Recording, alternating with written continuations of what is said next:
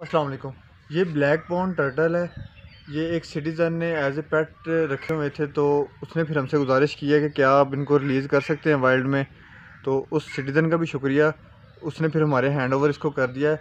ये 3 टर्टल हैं, ये आप देखें।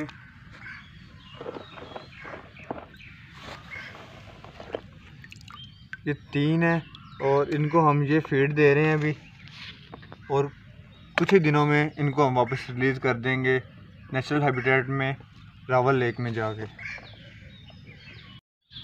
आपसे गुजारिश है कि अगर आपके पास भी कोई वाइल्ड चीज़ है जो आपने एज ए पेट रखी हुई है और आपको पता नहीं है कि ये इलीगल है, तो आप हमसे रब्ता करें Islamabad wild life management board से, ताकि हम उसको नेचुरल हैबिटेट में रिलीज़ करें। देखें ये कितने खूबसूरत हैं। तो इंशाल्लाह ये बहुत जल्द हम इनको रावल लेक में रिलीज़ करेंगे।